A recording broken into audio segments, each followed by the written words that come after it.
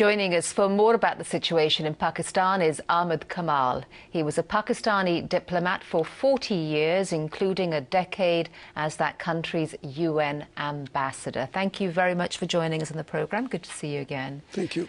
So despite today's bombings, is it your sense that the Pakistani authorities are getting the upper hand over the Taliban in Pakistan? Not at all. In fact, this is an extremely serious problem. Don't forget that Pakistan is central to US objectives in the region.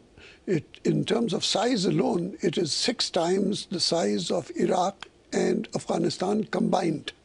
And so what happens in Pakistan will determine the future of US objectives in the region. We've now had a string of these attacks, starting from the attacks against the army headquarters in Rawalpindi, then the attacks in Lahore against the police headquarters, against the intelligence service headquarters, and now against an army convoy in the cantonment of Lahore.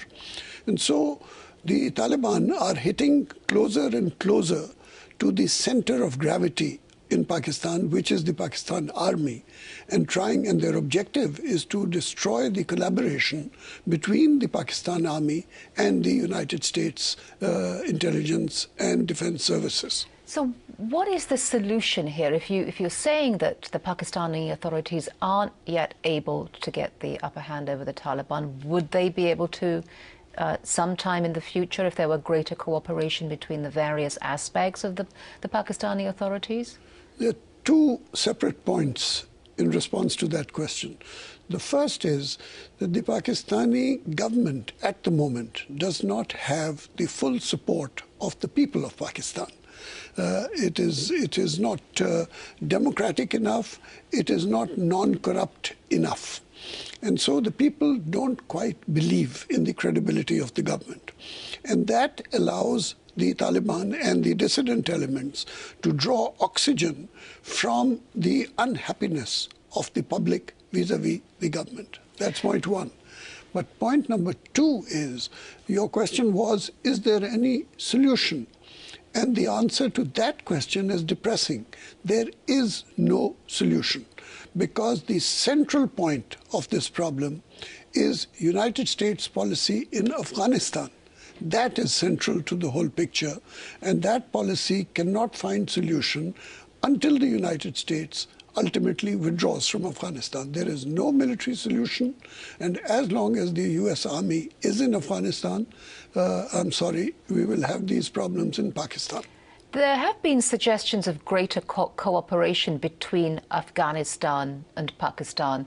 Talk a little bit about that, just very briefly. I mean, do you agree with that assessment, first of all? Absolutely. Afghanistan, Pakistan are 2 sides, 2 cousins, 2 brothers of the same family. The relations are traditional, they are historic, they are family relations between the 2 countries, so that is not the problem. But is there something significantly different about this latest level of cooperation? The latest level of cooperation, to the extent that it is focused on American military action in Afghanistan, that cooperation becomes relevant, but at the same time likely to be non-successful. And just very briefly, what do you think is next for Pakistan? A slide into greater depression.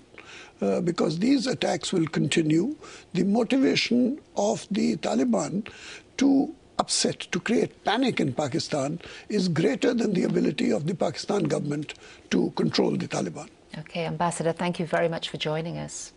Thank you.